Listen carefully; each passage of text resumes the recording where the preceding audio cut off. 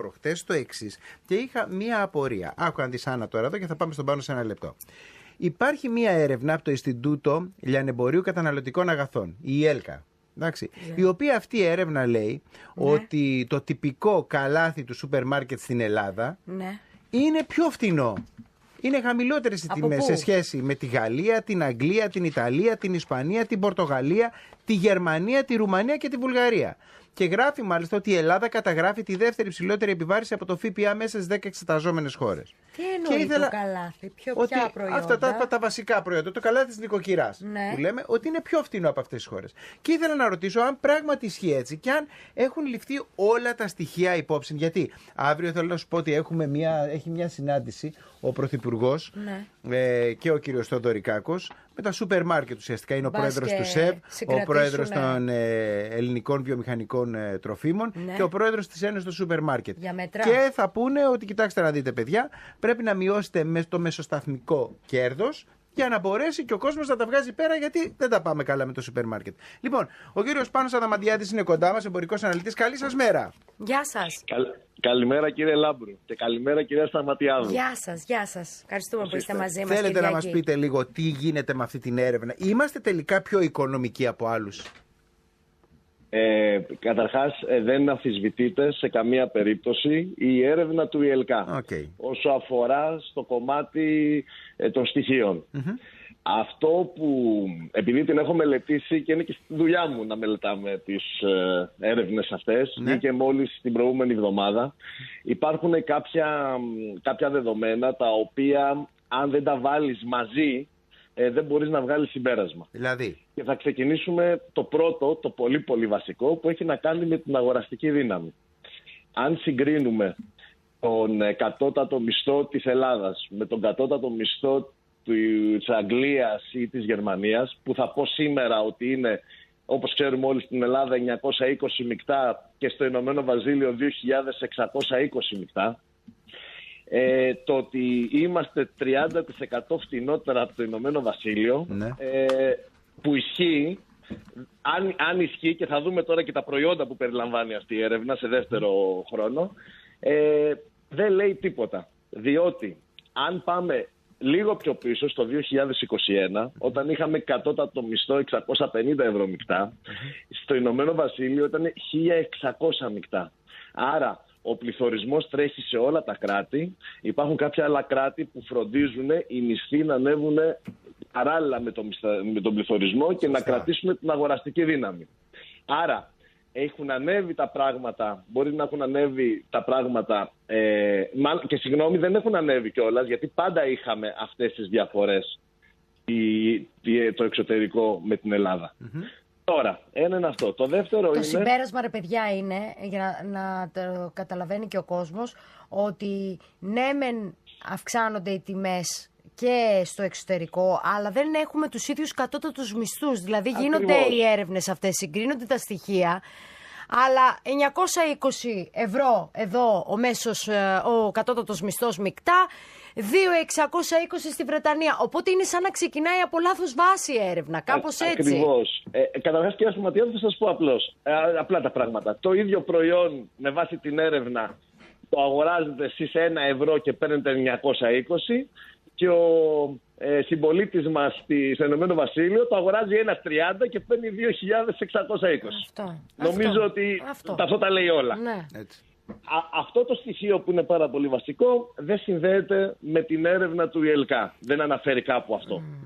Το δεύτερο κομμάτι, αν διαβάσουμε μέσα στην έρευνα λίγο, με κάτι μικρά γραμματάκια, το δείγμα έχει τις παραδοσιακά μεγάλες αλυσίδες της Ελλάδας, αλλά εξαιρεί τον κορυφαίο hard discounter της Ελλάδας. Δεν έχει πάρει στοιχεία από εκεί. Λείπει δηλαδή ένα σούπερ μάρκετ που είναι πιο φτηνό. Δεν σημαίνει ότι είναι πιο φτηνό, λείπουν τα στοιχεία. Εγώ απλά σαν στοιχείο το λέω. Οπότε, που είναι και ο δεύτερος μεγαλύτερος στην Ελλάδα, οπότε θεωρώ ότι υπάρχει μια αλλίωση, ένα κενό. Και δεν ξέρουμε αν στο εξωτερικό που συγκρίνει συμπεριλαμβάνει την Aldi και τη Lidl. Δεν το ξέρουμε. Με το ΦΠΑ τι βλέπετε? Με το ΦΠΑ η Ελλάδα κατά μέσο όρο γιατί έχουμε κάποια πράγματα που είναι στο 23, κάποια άλλα πράγματα που είναι στο 13, έχουμε ένα ΦΠΑ στο 15,6. Αυτό το λέει σωστά η έρευνα, ότι παρόλο που έχουμε υψηλό ΦΠΑ, είμαστε 30% χαμηλότερα. Όταν ο μέσος όρος σε ευρωπαϊκές χώρες είναι από 7 έως 9%. Εδώ έχουμε τόσο θέμα. μεγάλη διαφορά. Έχουμε μεγάλη διαφορά. Ναι.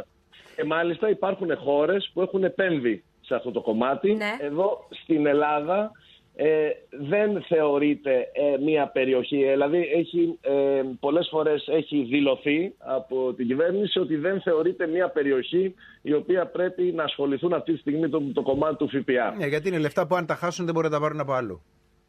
Το τρίτο και το πιο σοβαρό κομμάτι που θα αναφέρω στη μελέτη που έκανα εγώ, ναι, είναι ότι τα private label, τα προϊόντα ιδιωτικής ετικέτας στη Δυτική Ευρώπη, το μερίδιό τους μπορεί να ξεπερνάει και το 50% στα σούπερ μάρκετ, όταν στην Ελλάδα είναι 20 με 22%.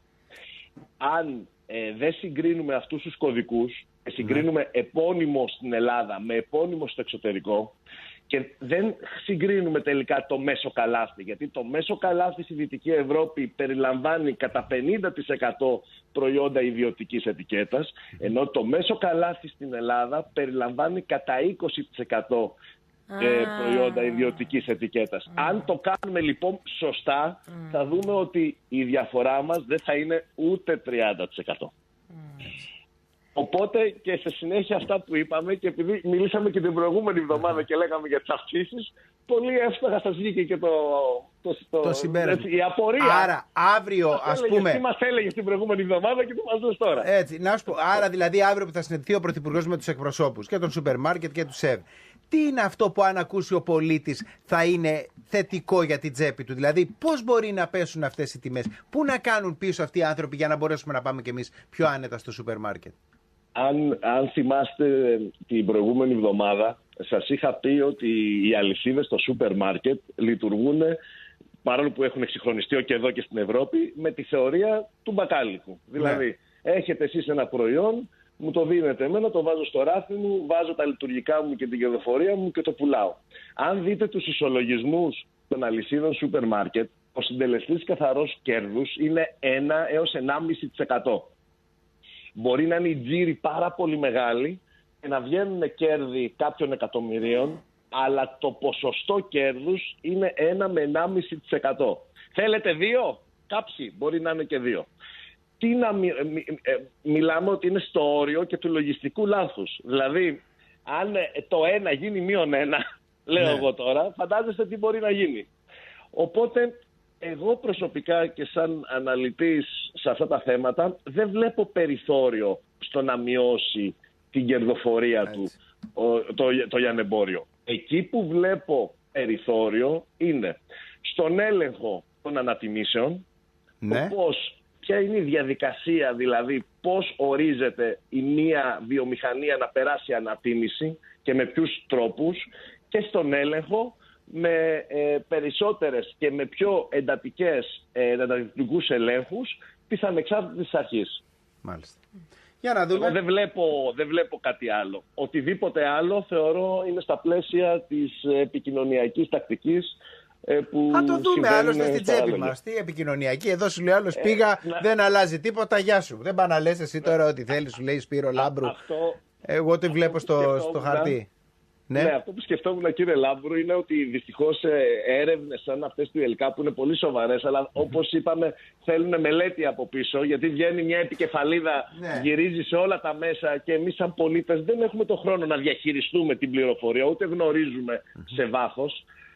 Θα μπορούσε πολύ εύκολα ένα ανδρόγυνο να πει ο άντρας στη γυναίκα, η γυναίκα στον άντρα, ορίστε, είμαστε 30% χαμηλότερα και δεν μας βγαίνει τίποτα. Τι γίνεται τελικά? Εμείς φταίμε, ας πούμε. Έτσι. Και οι άλλοι πώς θα βγάζουν πέρα? Να είστε καλά. Καλημέρα. Ευχαριστούμε πάρα πολύ. Καλημέρα. Καταλαβαίνεις πώς είναι. Γιατί και εγώ, επειδή το είδα και λέω, κοίταξε να δεις, ωραίο, θετικό. Που είναι θετικό, ρε παιδί μου. Όντως είμαστε 30% κάτω. Και το παίρνω ένα τηλέφωνο, πήρα 2-3 ανθρώπους. Και παίρνω το μπάνο και του λέω, να σου πω εδώ πέρα αυτό θετικό. Και μου στέλνει